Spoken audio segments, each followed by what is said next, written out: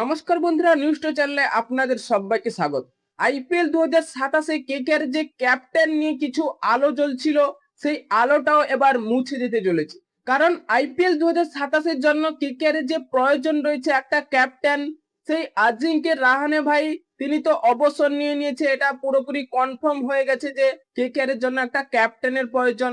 সেখানে সেই হার্দিক পান্ডিয়ার ওপর কেকেআর যে টার্গেট রেখেছিল, কিন্তু এবার যেসব নিউজ গুলো বেরিয়ে যাচ্ছে বা যেসব রিপোর্ট গুলো বেরিয়ে যাচ্ছে, তার দেখে আমরা বুঝতে পারছি এবার হার্দিক পান্ডিয়া নাকি ভাই চেন্নাই সুপার কিংসে চলে যাচ্ছে। কারণ এটাও হতে পারে যে যেখানে হার্দিক পান্ডিয়া যাচ্ছে সেখানে ভাই মহেন্দ্র সিং ধোনি রয়েছে।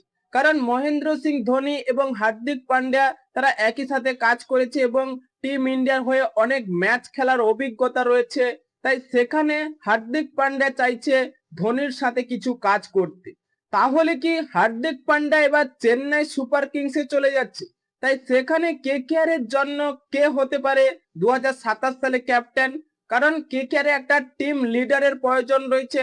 2025 বলুন 2026-এ যে টিম লিডারের অভাবে কেকেআর একটা জঘন্য পারফরমেন্স করে চলেছে, সেই 2027 সালের জন্য কেকেআর আর ভুলটা করতে চাইছিল না। তাহলে কি কেকেআর ঘরের কোনো ছেলেকে ক্যাপ্টেন বানাতে চায়?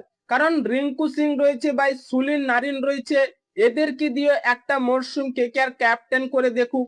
এবং আরো রিপোর্ট বেরিয়ে আসছে যে আইপিএল 2027 মিনি অকশনে এবার সেই ইংল্যান্ডের তারকা ক্রিকেটার ভাই বেন স্টোক তিনি যদি আসে আইপিএল মিনি অকশনে, অবশ্যই কেকেআর টার্গেট করতে পারে। কারণ Ben Stoke as a good team leader, কারণ তিনি তার জাতীয় দলের হয়ে একটা টিম ক্যাপ্টেন করেছে। তাই সেখানে কেকেআর এই বেন স্টোকের ওপর অবশ্যই টার্গেট করতে পারে।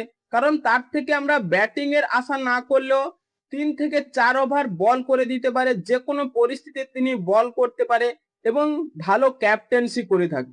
সেখানে বেন স্টোকের ওপর অবশ্যই নজর রাখা উচিত সেই হার্দিক পান্ডিয়াকে যদি না পায় কেকেআর। এবং সূর্যকুমার যাদব রয়েছে, কারণ আমরা প্রথমের দিকে যেসব আপডেট গুলো শুনছিলাম, সেই সূর্যকুমার যাদব মুম্বাই ইন্ডিয়ান্সের যেসব ফটো রয়েছে বা তার যে মুম্বাই ইন্ডিয়ান্সের আনফলো করা, সেইগুলো আমরা শুনেছিলাম।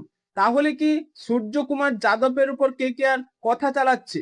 নয়তো কেকেআর সেই ঘরের ছেলে রিঙ্কু সিং বা সুনীল নারিনকে দিয়ে একটা মরশুম ক্যাপ্টেন করিয়ে দেখা উচিত। হ্যাঁ বন্ধুরা, আপনাদের কি মনে হয় কেকেআর এবার কোন ক্যাপ্টেনের পথে যেতে পারে বা তাদের ঘরের ছেলেকে কি ক্যাপ্টেন করাতে পারে? তাই এখনই আপনাদের মতামত কমেন্ট বক্সে লিখে জানিয়ে দিন এবং চ্যানেলটি সাবস্ক্রাইব করে আমাদের পাশেই থাকুন। ভিডিওটি শেষ পর্যন্ত দেখার জন্য আপনাকে অসংখ্য ধন্যবাদ।